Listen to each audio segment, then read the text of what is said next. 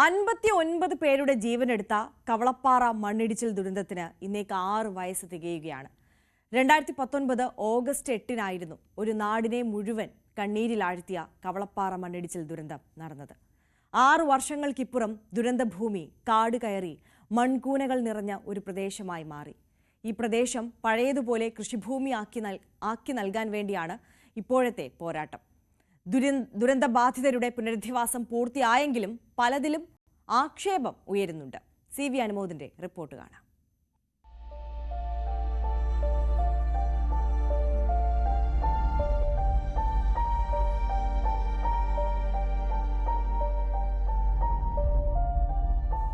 കാലം മായ്ക്കാത്ത മുറിവുകളില്ല എന്ന് ആലങ്കാരികമായി നമ്മൾ ഒരുപാട് പറഞ്ഞു കേട്ടിട്ടുണ്ട്.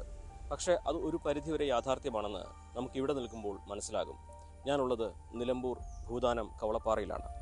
2019 ഓഗസ്റ്റ് 8 രാത്രിയാണ് എനിക്ക് പിന്നിൽ കാണുന്ന ആ മുത്തപ്പൻമല ഇടിഞ്ഞിറങ്ങി 59 ജീവനുകളെ കവർന്നത്. ഒരു മാത്രമല്ല, ഒരു നാടൊന്നാകെ ഈ മണ്ണിനടിയിലാവുകയും ചെയ്തു. 6 വർഷങ്ങൾക്കിപ്പുറം ഇവിടെ എത്തുമ്പോൾ നമ്മൾ കാണുന്ന കാഴ്ചകൾ ഇപ്രകാരമാണ്. ദുരന്തഭൂമിയാണ് ഇതെന്ന് ആദ്യം ഇവിടെ എത്തുന്ന ആർക്കും തന്നെ മനസ്സിലാകില്ല. അന്ന് കുന്നിറങ്ങി ഈ പ്രദേശം ഒന്നാകെ മൂടിപ്പോയിരുന്നു. ഇന്നിപ്പോൾ നമുക്കിവിടെ കാണാൻ കഴിയും 15 ഏക്കറിലധികം സ്ഥലം ഇതുപോലെ കാട് പിടിച്ച് ചെറിയ ചെറിയ മൺകൂനകളായി, അത് ചെറിയ കുന്നുപോലെയൊക്കെ ആയിട്ട് മൂടപ്പെട്ട രീതിയിലാണ് കാണാൻ കഴിയുന്നത്.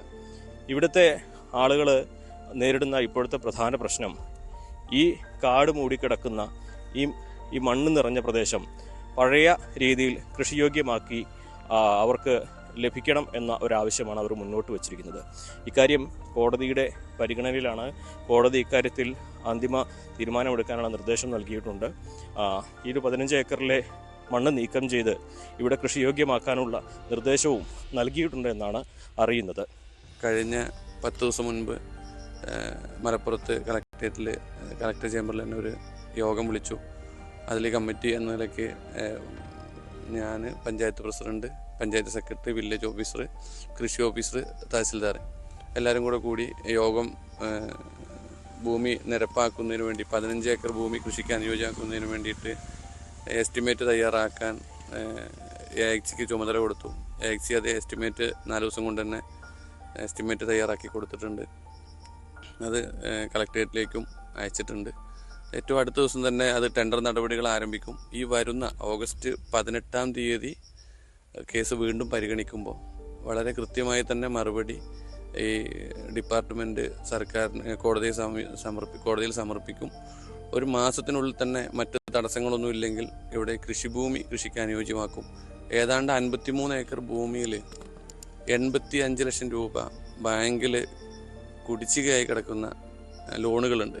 ആ ലോണുകളുടെ വിശദമായ റിപ്പോർട്ടും നമ്മൾ സമർപ്പിച്ചിട്ടുണ്ടായിരുന്നു.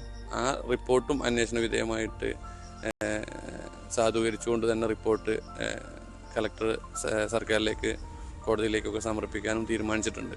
അപ്പോൾ ഏതാണ്ട് 100% തീരുമാനമാകും എന്ന പ്രതീക്ഷയിൽ തന്നെയാണ്. കൃഷിഭൂമി എന്തായാലും ഈ 15 ഏക്കർ ഭൂമി എത്രയും വേഗം നിരത്തി കിട്ടും എന്ന് ഉറപ്പാണ്. അതോടൊപ്പം തന്നെ ഈ ഒരു ദുരന്തത്തിൽ വലിയ തോതിൽ തന്നെ ഈ ഒരു മേഖലയിലെ ജനങ്ങൾക്ക് നാശം വന്നിരുന്നു. 59 ജീവന് പുറമെ ഇവിടെ ഉണ്ടായിരുന്ന ആളുകളുടെ വീടും സ്വത്തുമെല്ലാം നഷ്ടമായിരുന്നു. പുനരധിവാസമായിരുന്നു ആദ്യത്തെ വെല്ലുവിളി. പുനരധിവാസം ഈ കാലയളവിൽ പൂർണ്ണമായിട്ടും നടപ്പിലാക്കിയിട്ടുണ്ട്. പക്ഷേ ഈ നാടൊന്നാകെ പല മേഖലകളിലായി ചിതറിപ്പോകുന്ന സാഹചര്യമാണ്. പലയിടങ്ങളിലായിട്ടാണ് പുനരധിവാസം നടപ്പാക്കിയത്. അതിൽ തന്നെ എല്ലാവർക്കും പുനരധിവാസം ലഭിച്ചെങ്കിലും അനർഹരും ആ പട്ടികയിൽ കയറിക്കൂടിയെന്ന ആക്ഷേപവും വ്യാപകമായി ഉയരുന്നുണ്ട്. അവസാന ഘട്ടത്തിലൊക്കെ പ്രഖ്യാപിച്ചിട്ടുള്ള വീടുകളിൽ പലരും അനർഹരാണ്. അതൊക്കെ പല സാഹചര്യം കൊണ്ട് നമ്മൾ കേസിൻ്റെ ഭാഗമായിട്ടാണ് അവസാനത്തെ 26 കുടുംബങ്ങളുടെ പ്രഖ്യാപനം വന്നത്. ഹൈക്കോടതിയുടെ ഇടപെടലിൽ റിപ്പോർട്ടുകൾ ഹാജരാക്കുന്നതിൻ്റെ ഭാഗമായിട്ട് 72 കുടുംബങ്ങളെ മാറ്റി താമസിപ്പിക്കണം എന്ന് പറഞ്ഞുകൊണ്ട് നമ്മൾ കോടതിയിൽ ഹർജി ഫയൽ ചെയ്തപ്പോൾ ജിയോളജി റിപ്പോർട്ടുകൾ പരിശോധനയ്ക്ക് വിധേയമാക്കുന്നു. ആദ്യ ഘട്ടത്തിൽ എന്ന നിലയ്ക്കാണ് ഈ 3-ാം ഘട്ടം 26 കുടുംബങ്ങളെ പ്രഖ്യാപിച്ചത്. അതിൽ കൂടുതലും അനർഹരാണ്. അവർക്ക് പല വീടുകളുണ്ട്. അവരെ അക്കൗണ്ടിലേക്ക് നേരിട്ട് പൈസ കൊടുത്ത് സർക്കാർ കൈ കഴുകുകയാണ് അന്ന് അവിടെ ചെയ്തിട്ടുള്ളത്. നമ്മളിപ്പോൾ 7 കേസായിരുന്നു അന്ന് മുതൽ നമ്മൾ കോടതിയെ സമീപിച്ചതിൽ 5 നമുക്ക് അനുകൂല വിധി വന്നു. ഇനി 2 കേസുകളാണുള്ളത്. അതിലൊരു 72 കുടുംബങ്ങളെ ഭീഷണി നേരിടുന്ന മുത്തപ്പൻ മലയുടെ മറ്റു വശങ്ങളിൽ നിന്നും മാറ്റി താമസിപ്പിക്കണം എന്ന് പറഞ്ഞുകൊണ്ടും, മറ്റൊന്ന് ഈ പറഞ്ഞിട്ടുള്ള കൃഷിഭൂമി കൃഷിക്ക് അനുയോജ്യമാക്കി തരിക, അതിന് കഴിയാത്ത ഭൂമിയിൽ ആനുപാതികമായിട്ടുള്ള നഷ്ടം തരിക, അല്ലെങ്കിൽ പകരം ഭൂമി തരിക എന്നീ ആവശ്യങ്ങൾ ഉന്നയിച്ചു കൊടുത്തിട്ടുള്ള ഈ 2 കേസുകളാണ് ഇനിയുള്ളത്. ഈ 2 കേസുകളും അതിൽ ഈ ഒരു കൃഷിഭൂമിയുടെ കേസ് ഏതാണ്ട് തീരുമാനമായ മട്ടാണ്.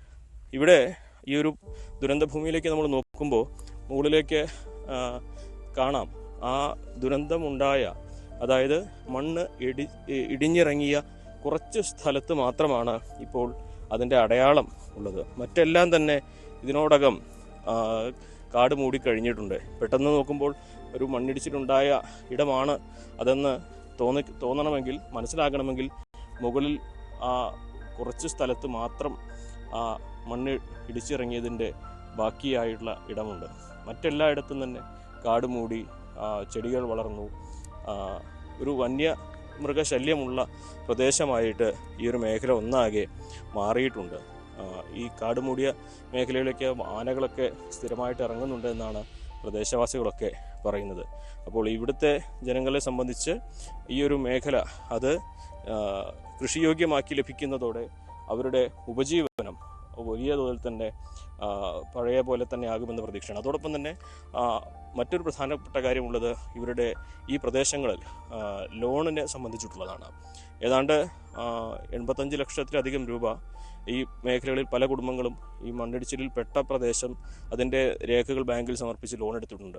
ബാങ്കിൽ നിന്നൊക്കെ ഈ ലോൺ തിരിച്ചടവ് മുടങ്ങിയതിനെ തുടർന്ന് പലതവണ അവർക്ക് നോട്ടീസ് വരുന്നുണ്ട്, ജപ്തി നോട്ടീസൊക്കെ വന്നിട്ടുണ്ട്.